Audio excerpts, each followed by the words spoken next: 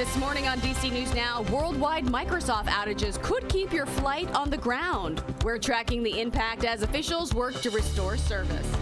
A toddler in the hospital, 2 people dead after a shooting in southeast DC. 2 years old, 3 years old.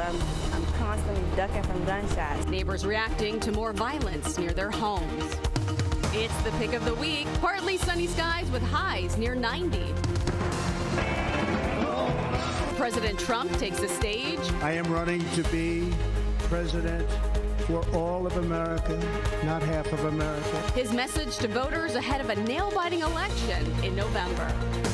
Plus, scoring free ice cream at a new spot in D.C. How you can grab a sweet treat and possibly meet a superstar today. You're watching the station covering all of the DMV. This is DC News Now. Good morning. Starting your Friday off with a live look outside. We are looking great ahead of the it's Friday into the weekend. The weekend's not looking as nice as today, but you know what? It's Friday. Everyone's going to be in a great mood. Jackie will have more on that coming up in just a second, but thank you for starting your morning with us here on DC News Now. I'm Tanaya Wright. And I'm Corey James. Good morning to you. We'll get to Shanika in just a moment for more on your commute. Let's start things off with Jackie for that forecast. For now, things looking pretty good. Much cooler. Yeah, I mean, we're going to be tracking the temperatures at least into the mid-upper 80s this afternoon, lower humidity. Out there right now, we do have the cloud cover, but we'll notice more of that sunshine developing later on today and the dry conditions as well, with those temperatures back into those mid to upper 80s later on. Really a nice day overall, especially when you compare it to earlier this week when we saw the record-breaking triple-digit heat. We'll take those 80s anytime. Futurecast shows us, though, as we look ahead towards tomorrow morning, starting off with more clouds and some rain chances. And we're also looking at some scattered showers and storms as we get towards later on tomorrow morning into the early afternoons. Just make sure you're staying weather aware for your Saturday outdoor plans. Sunday looking a bit drier, but also a bit more muggy and hotter for the second half of the weekend. So today we're seeing those highs upper 80s. Tomorrow, low to mid 80s, and then by Sunday we're back into those low 90s. I'll have more details of the rest of that 8-day forecast for the 8 o'clock hour coming up. Shanika's back with the latest look at those roadways. How's it looking out there at this hour? Top of the 8 o'clock hour, heading out to Northern Virginia. You're still pretty packed out there, 495 heading northbound. So right near Braddock Road, you just have a disabled vehicle. It is on the shoulder, but you're still seeing some delays here. Let's flip over to the map so we can see the rest of your commute here. For your drive times, Washington to Dulles, things are smooth. That's 33 minutes, 25 from Woodbridge to Springfield, 24 on 66 Haymarket to the Beltway. Now here's where that situation is with that disabled vehicle. You could see that red spot there. So just that stretch, you're dealing with delays. If you're taking 395 heading north into the district, that is looking good. All right, Shanika, thank you. We're following that developing news. A Microsoft outage has grounded flights and continues to impact users worldwide. Here at home, though, DC officials saying that no emergency systems have been impacted. In multiple airlines, though, Delta, American, and United reported problems, even grounded some flights. Our Liberty Simmons is live at Reagan National Airport this morning with how this is impacting passengers there. So, Liberty, what are you seeing?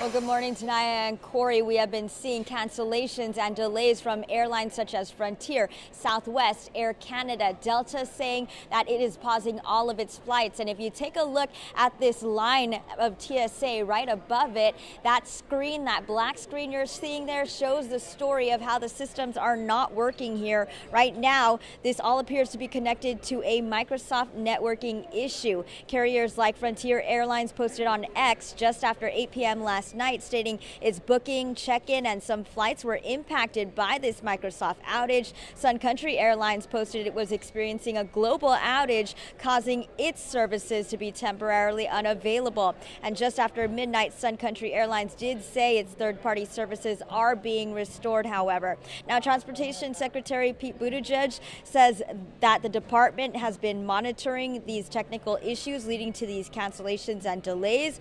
Meanwhile, Microsoft users worldwide, from banks to airlines, reported outages after the company said it was fixing an issue affecting access to Microsoft 365 apps and services, though the exact nature and scale of this outage is unclear.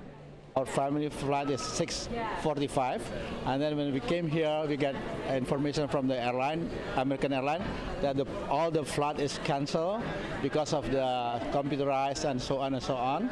And then they help us to put on the waiting list.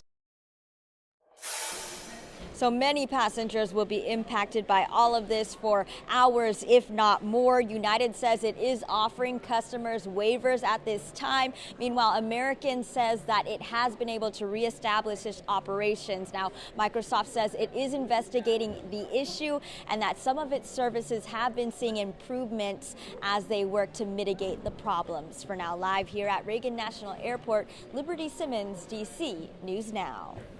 Thank you, Liberty. Well, this Microsoft outage having an impact on Metro service. Metro saying on X that as of 5:45 this morning, Metro stations did open on time and service is running as scheduled. However, Metro Access experiencing delays in the call center is down. Metro also says some bus routes are delayed, but this is not related to the outage. We will have the very latest for you on air and online. Time right now is 8:05 in Southeast D.C. A toddler is recovering from her injuries from a deadly quadruple shooting yesterday afternoon. D.C. police say the shooting killed 2 men and also injured another man. Police are now looking for this vehicle you see right here on your screen. It all took place near 22nd Street and Alabama Avenue. Police say the young girl was walking with her daycare class to a nearby playground when she was hit by gunfire. Neighbors are now calling for the daycare to be relocated. Calling on other government entities to step in if they care about the young people like they say they do, to step in and to force that daycare to move out of that shopping center. Anyone with any information on the suspects is asked to contact police. And in Maryland, 8 new schools are coming to Prince George's County. The county will replace 14 outdated schools in the areas like Brandywine and Hyattsville. The project will cost $800 million and will have to be paid over 30 years. Some say the price is just too high. Set up, it's like a mortgage. So you think about when you buy a house for $200,000 and you look at that amortization table, you're paying almost $1 million for that house. The state's Commission on School Construction will make a final vote on the construction in the coming weeks. And in Fairfax County, school boundaries have stayed largely unchanged for decades. Yeah, but now there is a push to redraw some lines, and it has created a ton of backlash. DC News Now's Max Marcilla has the latest. In front of sign-waving redistricting naysayers, the Fairfax County School Board is taking up a measure that could shape the district, its schools, its buses, and its families for generations. I want clarity, honesty, and a plan. They don't have a plan. Vanessa Paredes moved here from Mexico during the pandemic with her 3 kids, picking her new home for the schools. One graduated, but the other 2 are still in FCPS, and she worries what might happen if the county redistricts school zones every 5 years. When I told my younger one that he probably is going to be in another school, she started crying. As they've had stability in their relationships in their community, that's how you build resilience. You don't build it by having your mom and dad not be able to tell you where you're going to go to school next year. As skeptics sound off, some school board members say this needs to happen. Overcrowding is an issue here at Pine Spring Elementary School, and it's not the only one.